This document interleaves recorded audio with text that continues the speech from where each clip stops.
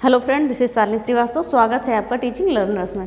Friends, हम इस समय शिक्षण कौशल में वर्तमान भारतीय समाज एवं प्रारंभिक शिक्षा में कुछ भारतीय विचारकों को हम पढ़ रहे थे। ओके, भारतीय विचारकों को पढ़ रहे थे, जिसमें से भारतीय विचारक कुछ हो गए हैं और 2 और 3 बचे हैं कुछ, और बाकी हम पाश्चात्य विचारक को पढ़ेंगे आज। ओके, पाश्चात्य विचारक को आज कंप्लीट कर देंगे। उसके बाद हमारा नया टॉपिक आ जाएगा समावेशी शिक्षा। ओके, समावेशी शिक्षा। तो आज हम देखते हैं भारतीय विचारकों को, और देखते रहिए, पढ़ते रहिए, नोट्स बनाते रहिए, और पूरा डिटेल में पढ़ा रहे हैं। अच्छे से पढ़िए, कहीं से भी एक क्वेश्चन आपका नहीं छूटेगा। तो आते हैं, देखते हैं जो भारतीय विचारक हमारे बच्चे हैं उन पे आते हैं। तो अब हम देखते हैं महर्षि अरविंद घोष के लिए। ठीक है, अरविंद घोष कौन थे? ये एक आदर्शवादी, ओके, यथार्थवादी, दार्शनिक और शिक्षाविद थे। महर्षि अरविंद घोष एक आदर्शवादी, यथार्थवादी, दार्शनिक और शिक्षाविद थे। याद रखिएगा। ओके, आदर्शवाद में पूछ सकता है कौन कौन आता है। और इन्होंने एक स्टेटमेंट दिया था, वो बता रहे हैं, दिया था, शिक्षा मानव के मस्तिष्क, ओके, शिक्षा मानव के मस्तिष्क और आत्मा की शक्तियों का निर्माण करती है। शिक्षा मानव के मस्तिष्क और आत्मा की शक्तियों का निर्माण करती है। ओके, और उसमें ज्ञान, चरित्र और संस्कृति को जागृत करती है। की पॉइंट याद रखिएगा, मस्तिष्क और आत्मा की शक्तियों का निर्माण करती है, उसमें ज्ञान, चरित्र और संस्कृति को जागृत करती है। ओके, एक बार और देख लेते हैं। शिक्षा मानव के मस्तिष्क और आत्मा की शक्तियों का निर्माण करती है और उसमें ज्ञान, चरित्र और संस्कृति को जागृत करती है। ओके, तो ये महर्षि अरविंद का स्टेटमेंट था। अब आता है एक पत्रिका इन्होंने, ठीक है, ये बंगाली पत्रिका थी, युगांतर पत्रिका। ये एक बंगाली पत्रिका थी। इसमें लिखते थे घोष जी, इसमें लिखते थे। ओके, इसमें अपनी रचनाएं जो भी है लिखते थे युगांतर पत्रिका में। अब इनके कुछ पब्लिकेशंस हैं, उनको हम देख लेते हैं। इनके पब्लिकेशन में आता है अ system of national education. Okay, पूछ सकता है, याद रखिएगा। ठीक है, इनकी रचनाएं थी, पब्लिकेशन था। और a system of national education, the human cycle, okay, the human cycle, और ideal of unity, ideal of human unity. Okay, ये छूट गया है, ideal of human unity. Okay, तो तीनों पब्लिकेशन का नाम एक बार और देख लेते हैं। A system of national education, the human cycle, और ideal of human unity. Okay, तो ये हो गया। इनके कुछ गोल थे। आगे हम देखते हैं, इनके कुछ गोल थे जो हमने इधर लिखा है, द्रव्य, प्राण, मानस। ठीक है, तो देखते हैं इनका स्टेज क्या थे, गोल क्या थे। 7 गोल थे, 1 2 3 4 5 6 7। ठीक है, इनके अगर गोल पूछा जाए तो 7 थे। ओके, तो इन्होंने स्टेप बाय स्टेप बताया था। हम देखते हैं स्टेप या गोल। तो सबसे पहले इन्होंने द्रव्य बताया था, फिर प्राण बताया था, फिर मानस, अतिमानस यानी कि सुपर मैन। ठीक है, ये सुपरमैन पूछता है कि किसने बात की थी सुपरमैन की। सुपरमैन, आनंद, चित्त और सत्य। तो ये 7 इनके स्टेप थे, द्रव्य, प्राण, मानस, अतिमानस, आनंद, चित्त और सत्य। और हाँ, इन्होंने ध्यान और सेवा के बल पर इन्होंने ये कहा था कि ध्यान और सेवा के बल पर, ओके, ध्यान और सेवा के बल पर जो मनुष्य है वो सुपर माइंड और सुपरमैन की श्रेणी में रह सकता है। ओके, सुपर माइंड और सुपरमैन की श्रेणी में रह सकता है। ये पॉइंट याद रखिएगा। सुपर माइंड और सुपरमैन, ये पूछता है एग्जाम में कि ये विचारधारा किसने प्रस्तुत की थी, सुपर माइंड और सुपरमैन की। तो महर्षि अरविंद ने की थी। मोस्ट इंपॉर्टेंट है ये, देखिएगा, सुपरमैन और सुपर माइंड की। ओके, तो इन्होंने ये कहा था, इनके विचार से क्या था, ध्यान और सेवा के बल पर मनुष्य जो है सुपर माइंड और सुपरमैन की श्रेणी में आ सकता है। तो हमने इधर का देख लिया, थोड़ा सा और देख लेते हैं। इन्होंने इंटीग्रल एजुकेशन की बात की थी। ओके, इन्होंने इंटीग्रल एजुकेशन बात की थी। इन्होंने कहा था अगर स्टूडेंट हो तो ब्रह्मचर्य का पालन करो। ओके, छात्र जो है ब्रह्मचर्य का पालन करें। और इन्होंने कहा था कि हर व्यक्ति में कुछ ना कुछ दिव्य होता है। ओके, हर व्यक्ति में कुछ ना कुछ दिव्य होता है। और इन्होंने कहा था कि बच्चों को पास से दूर की तरफ पढ़ाओ। जैसे हम लोग पढ़ते नहीं, प्रत्यक्ष से अप्रत्यक्ष की ओर। नहीं, पास का मतलब इनका है कि जो चीज़ें दिखाई देती हैं बच्चों को उस हिसाब से, उसके बाद जो चीज़ें नहीं दिखाई देती हैं उस हिसाब से पढ़ाइए। ओके, तो पास से दूर की तरफ पढ़ाओ। तो किसी बात की थी इन्होंने, इंटीग्रल एजुकेशन की, ब्रह्मचर्य का पालन करने को बोला था। और इन्होंने कहा था हर व्यक्ति में कुछ ना कुछ दिव्य होता है, और पास से दूर की तरफ बच्चों को पढ़ाने के लिए बात की थी। ठीक है, और इनका अनुशासन जो था चित्त शुद्ध था। चित्त शुद्ध, यहाँ लिख देते हैं, अनुशासन जो था इनका चित्त शुद्ध। ओके, तो हमने ये देख लिया महर्षि अरविंद को, एक बार देख लीजिएगा। फिर देखते हैं डॉक्टर जाकिर हुसैन। तो डॉक्टर जाकिर हुसैन ने व्यावसायिक शिक्षा की बात की थी, ओके, भारत के उपराष्ट्रपति रह चुके हैं। और उन्होंने कार्य अनुभव कौशल की बात की थी। 1963 में इन्हें भारत रत्न मिला था, ठीक है। और इन्होंने बुनियादी शिक्षा को 5 घंटे 30 मिनट रखने की बात की थी, जिसमें से हस्त कौशल, ओके, जिसमें से हस्त कौशल को इन्होंने कहा था कि 3.5 घंटे रखा जाए, 3 घंटा 30 मिनट, ओके। तो इन्होंने व्यवसाय जाकिर हुसैन ने व्यवसायिक शिक्षा की बात की थी, कार्य अनुभव कौशल की बात की थी। 1963 में इन्हें भारत रत्न मिला था। बुनियादी शिक्षा कहा था इन्होंने कि 5 घंटा 30 मिनट तक दी जाए, जिसमें से टोटल बुनियादी शिक्षा का समय होना चाहिए 5 घंटा 30 मिनट, और जिसमें से हस्त कौशल के लिए 3.5 घंटे निकाले जाने चाहिए। तो हमने महर्षि अरविंद और जाकिर हुसैन को देख लिया। अब हम देखते हैं राधा कृष्णन को, उसके बाद हमारा भारतीय विचारक खत्म हो जाएगा, फिर पाश्चात्य विचारक पे आ जाएंगे, ओके। तो अब हम देखते हैं डॉक्टर राधा कृष्णन के बारे में, ओके। तो जो सर्वपल्ली राधाकृष्णन है, इनका जन्मदिन 5 सितंबर को मनाया जाता है। हम शिक्षक दिवस के रूप में मनाते हैं, याद रखिएगा। 5 सितंबर को इन्हें भारत रत्न भी प्राप्त हुआ था, ओके। और ये यूजीसी के प्रथम अध्यक्ष थे। यूजीसी मतलब विश्वविद्यालय अनुदान आयोग, ओके। तो ये यूजीसी के जो है प्रथम अध्यक्ष थे। इन्होंने प्रथम शिक्षा नीति का मसौदा तैयार किया था, जो 1949 में आई थी, उसका मसौदा इन्होंने तैयार किया था। प्रथम शिक्षा नीति 1949 में जो थे उसका मसौदा तैयार किया था, याद रखिएगा। हो सकता है पूछ ले कि राधाकृष्णन ने कौन सा मसौदा तैयार किया था। इनका एक प्रसिद्ध ग्रंथ है जो बहुत ही इंपॉर्टेंट है, पूछा जाता है एग्जामों में, Indian philosophy, okay, Indian philosophy इनका ग्रंथ था। तो देखते हैं, ये यूजीसी के प्रथम अध्यक्ष रह चुके हैं, ओके। प्रथम शिक्षा नीति के निर्माता थे। ग्रंथ इनका था इंडियन फिलॉसफी। और ये जो है आंध्र प्रदेश, आंध्र, दिल्ली और आंध्र, काशी और दिल्ली के कुलपति भी रह चुके हैं, ठीक है। आंध्र विश्वविद्यालय, बनारस हिंदू विश्वविद्यालय और दिल्ली विश्वविद्यालय के कुलपति रह चुके हैं, यानी कि आंध्र विश्वविद्यालय, ओके, और बनारस हिंदू विश्वविद्यालय और जो है दिल्ली विश्वविद्यालय के कुलपति भी रह चुके हैं। दिल्ली विश्वविद्यालय के कुलपति भी रह चुके हैं, ओके, ठीक है। और ये शिक्षक थे, ओके। तो देखते हैं हम, यूजीसी के प्रथम अध्यक्ष थे। प्रथम शिक्षा नीति 1949 में निर्माता थे। ये ग्रंथ इनका इंडियन फिलॉसफी। इन्होंने ये स्त्री शिक्षा, व्यवसायिक शिक्षा और नैतिक शिक्षा के प्रति संवेदनशील थे, याद रखिएगा, ठीक है। और फिर ये प्राथमिक शिक्षक से राष्ट्रपति तक का इन्होंने सफ़र तय किया था। पहले ये प्राथमिक शिक्षक थे, ओके, प्राथमिक शिक्षक थे, फिर इन्होंने राष्ट्रपति तक का सफ़र तय किया था, ओके। इन्हीं के नाम पे शिक्षक दिवस हम मनाते हैं 5 सितंबर को। तो ये हो गया डॉक्टर सर्वपल्ली राधाकृष्णन। अब हम आते हैं पाश्चात्य विचारकों पे, ओके। तो हम देखते हैं प्रमुख पाश्चात्य विचारकों को, जिनमें से प्लेटो और रूसो को हमने लिखा है। तो पहले हम प्लेटो और रूसो को देखते हैं। तो क्या है कि प्लेटो जो है ये एथेंस के थे, याद रखिएगा। प्लेटो जो है ये एथेंस के थे, ओके, याद रखिएगा, कभी कभी स्थान पूछ लेता है। प्लेटो एथेंस के थे। इनका एक स्टेटमेंट है कि शिक्षा प्रथम तथा श्रेष्ठतम वस्तु है। शिक्षा प्रथम तथा श्रेष्ठतम वस्तु है जिसे मनुष्य ही प्राप्त कर सकता है। इन्होंने कहा था कि शिक्षा जो है प्रथम तथा श्रेष्ठतम वस्तु है जिसे मनुष्य ही प्राप्त कर सकता है, ओके, ठीक है। अब इन्होंने जो है शिक्षा के 3 प्रकार बताए थे। प्लेटो ने शिक्षा के जो है 3 प्रकार बताए थे। प्लेटो ने शिक्षा के 3 प्रकार बताए थे, ओके, जिसमें से इनकी आधुनिक शिक्षा, क्रियाशील शिक्षा और वास्तविक शिक्षा। 3 शिक्षाएं कौन कौन सी बताई थी? आधुनिक शिक्षा, क्रियाशील शिक्षा और वास्तविक शिक्षा। तो इन्होंने शिक्षा के 3 प्रकार बताए थे। अब देखिए, शिक्षा का पाठ्यक्रम किस हिसाब से प्लेटो ने निर्धारित किया था? प्रारंभिक शिक्षा, माध्यमिक शिक्षा और उच्च शिक्षा। तो हम देखते हैं प्रारंभिक शिक्षा में इन्होंने कौन कौन सा सब्जेक्ट लिया था? गणित, इतिहास और विज्ञान लिया था, ओके।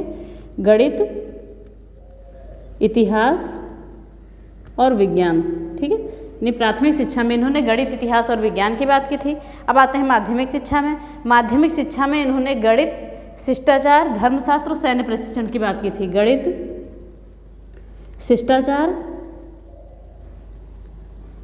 सैन्य प्रशिक्षण, ओके, और धर्मशास्त्र की बात की थी।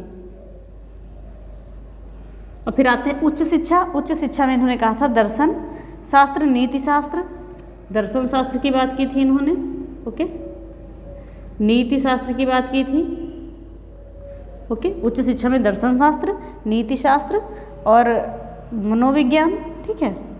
मनोविज्ञान, कानून आदि शिक्षाओं की बात की थी, मनोविज्ञान और कानून, ठीक है, कानून से संबंधित शिक्षाएं।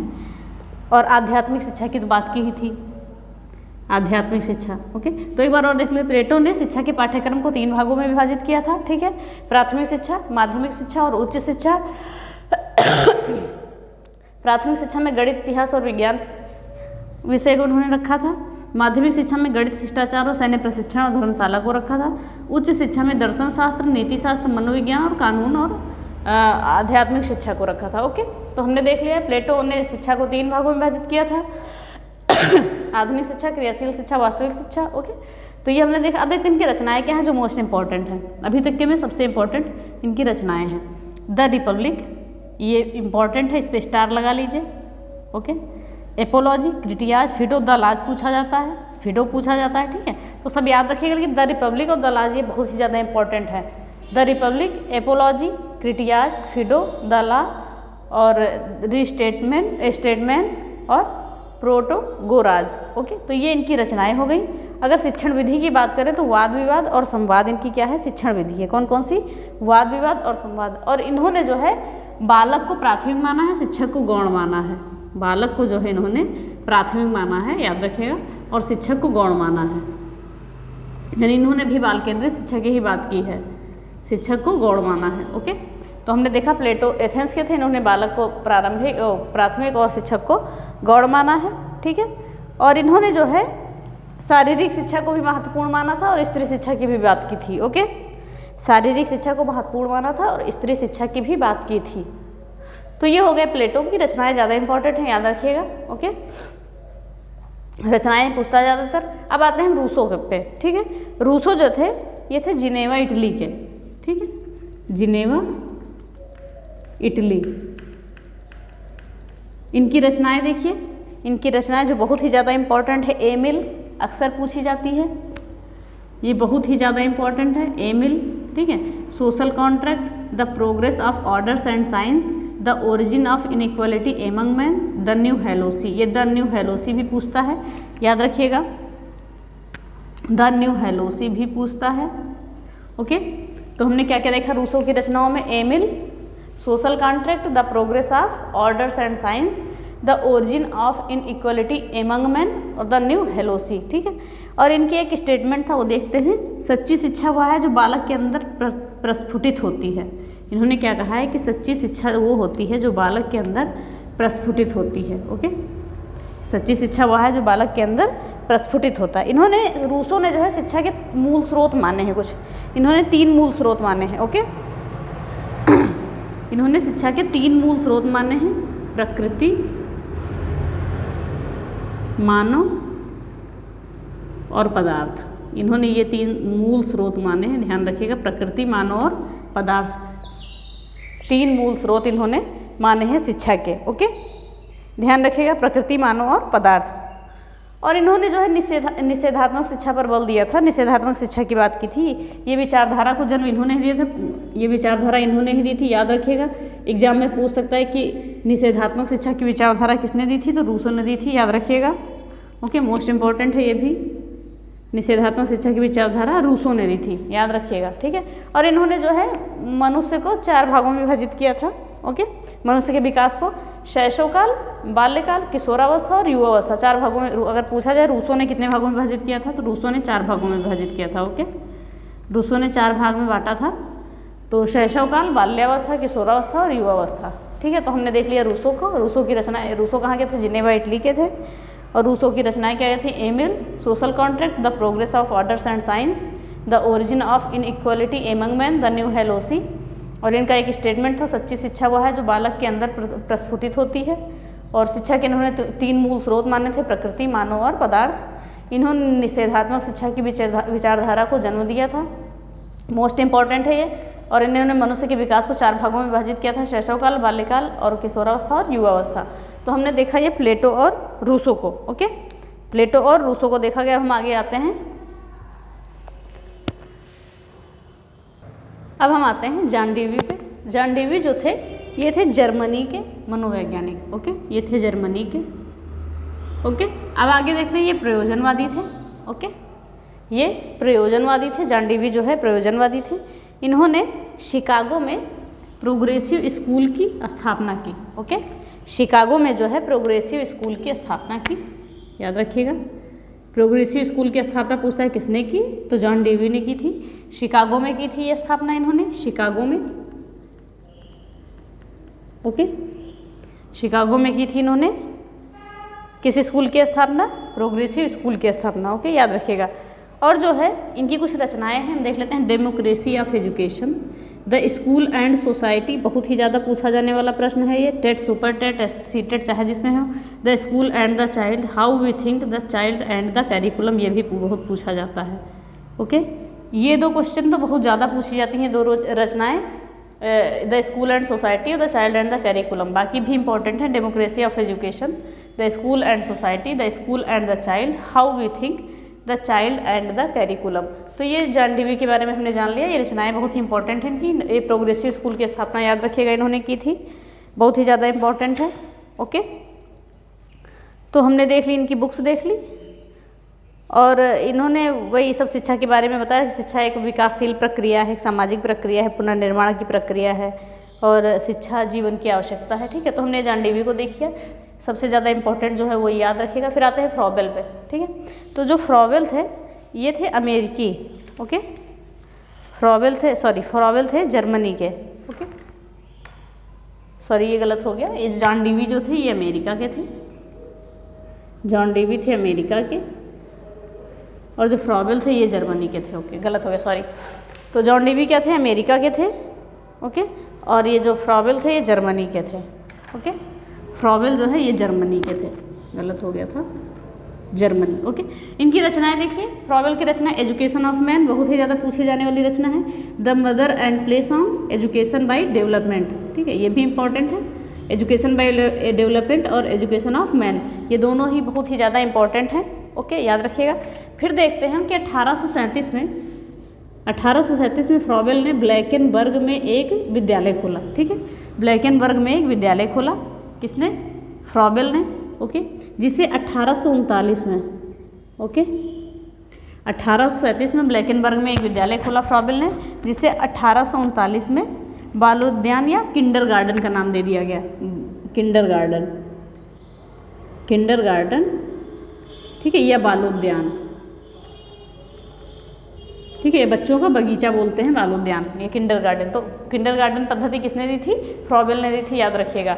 अब शिक्षा संस्था की बात करें तो इन्होंने किंडरगार्टन को दो भागों में विभाजित किया, किंडर और गार्टन। ठीक है, तो किंडर इन्होंने माना है बच्चों को यानी छात्र को, ओके, पौधा यानी स्टूडेंट, तो इन्होंने किंडर माना है यानी कि पौधा यानी कि स्टूडेंट। ओके, और गार्टन माना इन्होंने माली यानी कि शिक्षक। ओके, याद रखिएगा। तो दो भागों में किंडर और गार्डन, किंडर में पौधा या स्टूडेंट और गार्डन में माली या शिक्षक। ठीक है, और इन्होंने कुछ उद्देश्य बताए हैं जिन्हें हम देख लेते हैं। तो इनके अनुसार हम उद्देश्यों को देखते हैं। तो पहला उद्देश्य इन्होंने ये कहा है कि शरीर और आत्मा को बंधन से मुक्त करना है। ठीक है, शरीर और आत्मा को बंधन से मुक्त करने की बात की है इन्होंने, शरीर और आत्मा को बंधन से मुक्त करना है। ठीक है, और द्वितीय उद्देश्य इनका क्या है, ध्यान से सुनिएगा। द्वितीय उद्देश्य इनका ये है कि व्यक्ति को ऐसा, शिक्षा जो है व्यक्ति को ऐसे बनाता है कि ईश्वर में उपस्थित सबकी एकता पहचान ले। ठीक है, शिक्षा का ऐसा उद्देश्य होना चाहिए कि जो है कि जो ईश्वर में उपस्थित सबकी एकता को पहचान लेना, यानी कि एकता के बारे में बात की थी इन्होंने। ठीक है, सीधा सा आते हैं। फिर तृतीय उद्देश्य इनका ये था कि इन्होंने ये कहा था कि बालक का सर्वांगीण विकास करना है। इन्होंने बालक के सर्वांगीण विकास की बात की थी। ओके, तो हमने ये देखा कि फ्रॉबेल की रचनाएं जो थी, education of man, the mother and place on education by development, ये याद रखिएगा। 1839 में किंडरगार्टन या बालोद्यान का नाम दिया गया था। ब्लैकेनबर्ग एक विद्यालय था, 1837 में खोला गया था, जिसका नाम बदलकर किया गया था। शिक्षा संस्था इनकी किंडरगार्टन थी। ठीक है, और उद्देश्य हमने देख लिया। अब देखते हैं हम कि इन्होंने जो है फ्रॉबेल ने खिलौनों का विकास किया था ना, फ्रॉबेल उपहार कहते थे। जो बच्चों के लिए खिलौना का वो करते थे, उन्हें फ्रॉबेल उपहार कहते थे। ओके, फ्रॉबेल उपहार, जो ये खिलौने बनाते थे बच्चों के लिए, इन्हें फ्रॉबेल उपहार कहते थे। ओके, और एक लाइन और ध्यान से सुनिएगा, छोटे बालकों को शिक्षा देने के लिए, ओके, छोटे बालकों को शिक्षा देने के लिए एक नई शिक्षण विधि का प्रतिपादन जिन्होंने किया था, ये फ्रॉबेल ने किया था। पहले ऐसे थे जिन्होंने छोटे बच्चों की शिक्षा के लिए ऐसी विधि का प्रतिपादन किया था। ओके, और इन्होंने आत्मक्रिया के सिद्धांत पर बल दिया था। याद रखिएगा, पूछ सकता है, आत्मक्रिया के सिद्धांत पर बल दिया था, आत्मक्रिया के सिद्धांत पर बल। ओके, इनका एक सिद्धांत था, आत्मक्रिया के सिद्धांत पर इन्होंने बल दिया था। तो हमने देख लिया जॉन डेवी और फ्रॉबेल को। ठीक है, अब हमारे एक बचे हैं मारिया मॉन्टेसरी, उनको भी देखते हैं, बस हमारा ये चैप्टर खत्म होता है। अब देखते हैं जो हमारे अंतिम शिक्षा विचारक हैं मारिया मॉन्टेसरी, इनको हम देख लेते हैं। ओके, तो जो मारिया मॉन्टेसरी जी हैं, ये इटली के हैं, ये हैं इटली के। ओके, ये जो है जर्मनी, ये है जो है इटली की पहली महिला डॉक्टर थी। ओके, पहली महिला डॉक्टर थी, महिला डॉक्टर मारिया मॉन्टेसरी इटली की पहली महिला डॉक्टर थी। इनकी रचनाएं कुछ हैं, Montessori method, the discovery child, the secret of child, child training. तो याद रखिएगा इनकी रचनाओं को, Montessori method, the discovery child, the secret of child और चाइल्ड ट्रेनिंग। ठीक है, इन्होंने कहा था कि बच्चों को दी जाने वाली सक्रिय शिक्षा जो सहायता है वही शिक्षा है। इन्होंने कहा था बच्चों को दी जाने वाली जो सक्रिय सहायता है यही शिक्षा है। ओके, याद रखिएगा। और इनका उद्देश्य था, इन्होंने कहा था कि 3 से 7, इनका उद्देश्य था 3 से 7 वर्ष तक के बच्चों पर शोध करना। ठीक है, वर्ष तक के बच्चों पर शोध करना, बच्चों पर शोध करना, 3 से 7 वर्ष तक के बच्चों पर शोध करना। ठीक है, और कक्षा 1 से 5 पर इन्होंने ज़्यादा फोकस किया था, कक्षा 1 से 5 पर। ओके, तो इन्होंने कहा था कि 3 से 7 वर्ष तक के बच्चों पर शोध किया जाए, कक्षा 1 से 5 तक पर ज़्यादा जोर दिया था। इन्होंने विद्यालय को बाल घर कहा है। अगर पूछा जाए विद्यालय को बाल घर किसने कहा है, तो मारिया मॉन्टेसरी ने कहा है। याद रखिएगा, पूछ सकता है क्वेश्चन। ओके, विद्यालय को बाल घर किसने कहा है, मारिया मॉन्टेसरी ने कहा है। इन्होंने मंदबुद्धि और असाधारण बालकों की शिक्षा की बात की थी। ओके, मारिया मॉन्टेसरी ने मंदबुद्धि और असाधारण बालकों की शिक्षा की बात की थी। याद रखिएगा, ज़्यादा कुछ नहीं है। अब हम आते हैं, एक हमारी जो शिक्षण विधि है, इनके 3 भाग थे। जो मारिया मॉन्टेसरी ने शिक्षण की 3 विधियाँ बताई थी, जिसके 3 भाग थे। ठीक है, पहला तक क्या था, कर्मेंद्रिय की शिक्षा, ज्ञानेंद्रिय की शिक्षा और भाषा गणित की शिक्षा। कर्मेंद्रिय की शिक्षा की बात करें तो इसमें कर्मेंद्रियों का प्रयोग होता है। ठीक है, कर्मेंद्रियों का प्रयोग होता है।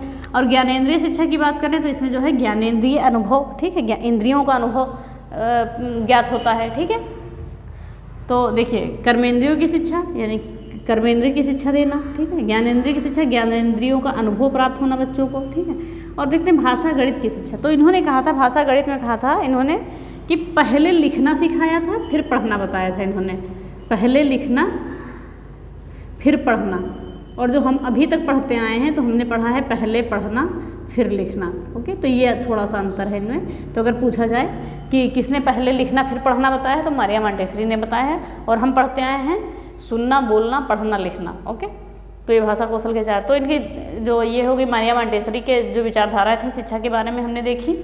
तो इन्होंने 3 शिक्षण विधि के 3 भाग दिए, कर्मेंद्रिय की शिक्षा, ज्ञानेंद्रिय की शिक्षा और भाषा विज्ञान की शिक्षा। इन्होंने कहा है कि बच्चों को दी जाने वाली सक्रिय सहायता ही शिक्षा है। ओके, विद्यालय को बाल घर कहा है, याद रखिएगा, बहुत इंपॉर्टेंट है। और इनके जो है रचनाएं याद रखिएगा। तो हमने देखा मारिया मॉन्टेसरी हो गई। तो हमारे जो है भारतीय विचारक और पाश्चात्य विचारक दोनों खत्म हो गए। तो ये वर्तमान भारतीय समाज एवं प्रारंभिक शिक्षा पूरा क्लोज हो गया। थोड़े लंबा चला, लेकिन हमने एक भी पॉइंट नहीं छोड़ा। अगर आप पढ़ लेंगे तो आपका एक भी क्वेश्चन बाहर नहीं जाएगा। और कल से हम समावेशी शिक्षा स्टार्ट करेंगे। ओके, उसको भी डिटेल में पढ़ेंगे कि उससे भी आपका एक भी क्वेश्चन बाहर ना जाए। ओके, तो लिखते रहिए, नोट्स बनाते रहिएगा। नोट्स नहीं बनाएंगे तो दिक्कत होगी। और अगर वीडियो पसंद आती है तो प्लीज़ लाइक शेयर और सब्सक्राइब करें, बेल आइकन दबाना ना भूलें। धन्यवाद, जय हिंद।